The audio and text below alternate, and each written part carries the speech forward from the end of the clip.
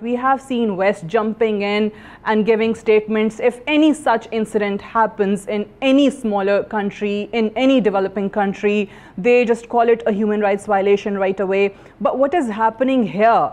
Where have all those lectures gone? Why are they not practicing what they have been preaching? How does it reflect on their own society?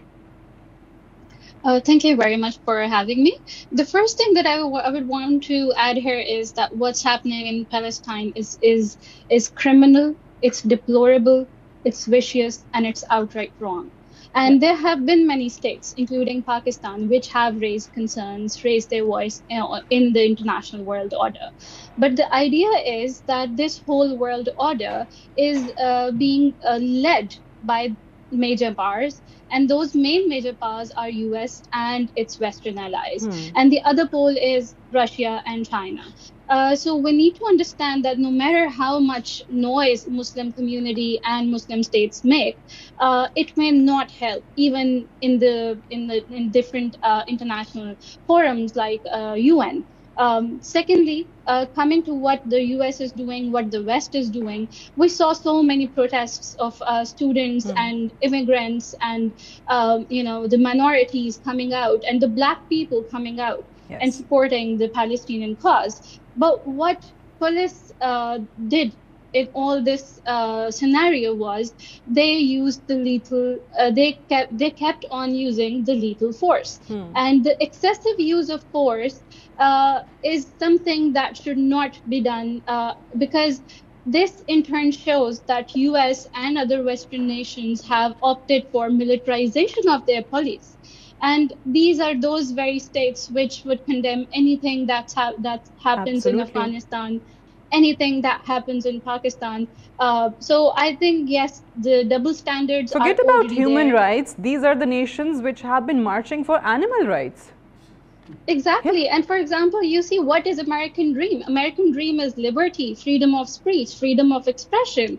And there were so many immigrants who went to America to feel safe and follow their dreams. Now, even their future is a bit in shambles, because now we can see that during these protests, under the guise of police crackdowns on the pro-Palestinian protesters, they're also doing racial profiling. And they're gathering intelligence, and they're also targeting all the minorities that are there and who are part of those protests. So I think that the Western world order is in shambles right now. The topic of one of the discussions they were having on their national TV was that those soldiers raping prisoners, Palestinian prisoners, and they were saying the level of debate was that it was all legal and it was all by the book. So that's the discussions which they are having on their national television. Whenever you raise a point which relates to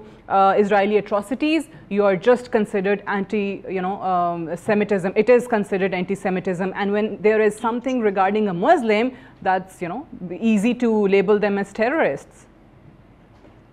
Yes, there's one thing that I want to add here is that despite the fact the Israeli media has tried to legalize the issue and whatsoever that their forces are doing in Palestine, at the same time, the other Western media, you could look at New York Times Post, Washington Post, New York Times, they have been publishing articles where they have been condemning what has been happening. So the question was about how media has created awareness, or has it not?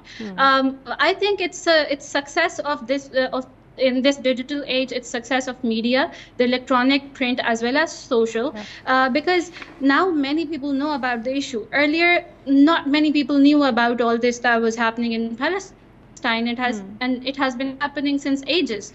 Barring the fact that Israeli media would obviously talk about what Israel is doing as something through a positive lens. Another thing that I would like to add here is that we were talking about, there was a question about what police is doing in the West with the Palestinians or pro-Palestinian people. We have to understand the root cause of this barbaric police culture that has come in. The root cause is colonialism, slavery, and also enforcement of segregation. And we know in the past that the death of George Floyd, Breonna Taylor, that had brought this issue in the limelight when we heard that there was this cause of Black Lives Matter.